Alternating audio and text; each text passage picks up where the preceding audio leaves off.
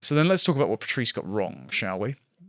Because, first of all, I think to phrase something as pimping is not the most constructive way to instruct for a healthy relationship.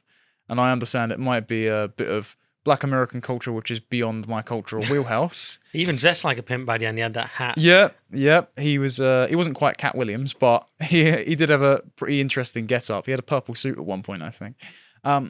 However, if you're, and this is my criticism of Andrew Tate, for example, if you're going to run basically an OnlyFans cat house, or if you're going to refer to yourself as a pimp, you're perpetuating the exact instrument of male immiseration to female sexual power, for example.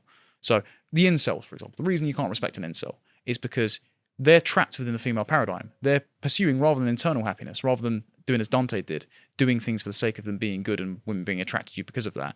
They're constantly thinking about how the eternal woman is held over them as some kind of spectre, right? You've got to break the paradigm of having your self-worth being conditional on female acceptance. And the problem with calling yourself a pimp, or Patrice was not against pornography, for example, he used prostitutes. The problem with that is you are immiserating your fellow man, you're poisoning the well. Prostitutes, for example, if you send a man off to a prostitute, you don't know if it's a disease-ridden mess, which might also ruin a man's life. And if he's wasting all his income on paying for sex, he hasn't cultivated the virtue to earn a woman in the first place. Yeah, so your criticism of Tate is the one that lots of people make, that he's exploiting men. People say he's doing it with his courses, and you're saying that he's doing it with his webcam studio because that's not good for men. No, same with Patrice, saying pimping or encouraging open relationships or even using prostitutes. I think that's... Is Patrice the same? Because he's not monetizing it, is he?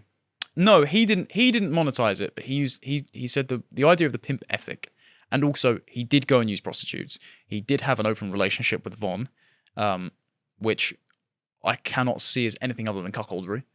Because if you're sending your missus off to sleep with random guys or swing just so you can get the occasional random woman in your bed, that's not particularly... It doesn't seem like you run your household there. That is surprising that he would let that happen. Someone as alpha as Patrice. So, yeah, question mark there maybe. His philosophy was you can't own her body. You can only... She will allow you to own her mind if she's happy being made happy by you, but you can't own her body. And so he established, even though men and women are also very different, because he said, women want to sleep with the guy they like. Men need to sleep with the woman again if they like them. He equated the idea that he could go out and sleep with random women while with his missus, and then he allowed her to go out and sleep with random men just because he said, yeah, well, I know I'm a big fat guy and I can't be better in bed or more attractive than some 20-year-old in shape dude or a rapper or something. And it undercut his philosophy somewhat. It was. See what you mean? Quite humble of him though. Humble sure to not say that you're attractive, but then I don't think it's humble to let your girlfriend go out and sleep with people. I think that's just a strange. And Tate has the same detachment, for example, in saying, "Oh yeah, men need ownership. Men, you need to be in control of your household." Also, here are some screen whores. Well, Tate's big claim, just on the other topic, is that he can sleep with whoever he wants, but the woman can't, because it's not in any way the same, because that's emotional cheating, whereas to a man, they can do it without emotion. That's his big claim. But then he wouldn't do what Patrice would... Go on. Well, I was going to say that the problem is all of your actions are universalizable. And this is what I said to some of my university friends who were sleeping around, for example. And I want them around because now they're in relationships. I said, what you don't want is a girl who slept with all your mates. And the problem is, the more girls you sleep with, you're poisoning the well for every other guy you know. And if you want to be friends with guys, especially if Patrice, you want to help guys out you don't even know by creating a philosophy. Don't ruin their chances by sleeping with women that might be their wife one day. Especially if you screw them over and either you're the asshole that got away in their mind, or you, like the female sharks, leave the seals out in the ocean. You leave these women bitter. Well, you're basically strapping, C4 to some crazy woman's vest and sending her out to another man. You're creating an emotional suicide bomber out in the world, and that's not right. So Tate always says he would never go after a girl that's interested in his brother and vice versa. But you're just saying take it beyond to all men, because all men are your brothers. And well, it takes two to tango, and you should not go out and sleep with women you have no intention of striking up a relationship with, because you could potentially ruin another man's life by creating a crazy woman that he might accidentally shack up with. I like it. That's very bros before hoes. I like it.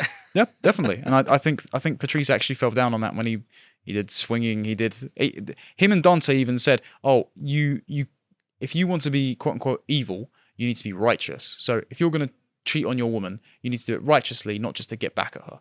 And I'm just thinking, well, you don't want to cheat on your woman in the first place.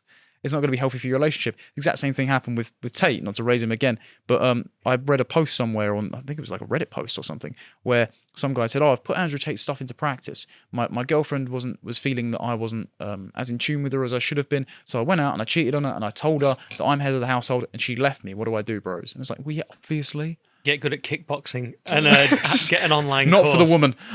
Get big on TikTok. Yeah, but it's like, get a Bugatti. You've got to be Tate, haven't you? yeah. This is funny. It's almost like dating communism. Tragic. It's a theory that doesn't apply to reality, and so you can't encourage men to go out and cheat because it's not going to foster a long-term relationship. Well, it's what Tate says. Someone of his sort of so-called high value might get away with it. If you're the most famous guy on the internet, or if you're a rapper or whatever it is, you're going to be able to do certain things that the average bloke listening to Tate won't be able to get away with. Yeah, very true. But then that keeps the same power dynamic paradigm in your head that feminists want to invert. And I think in many respects, even though there is a power dynamic at play in that your woman wants you to lead the relationship so she can feel looked after, you don't want to get spiteful about that. You don't want to get transactional, because otherwise it becomes a game of you trying to win over each other and nothing's ever peaceful. You never get a moment of respite.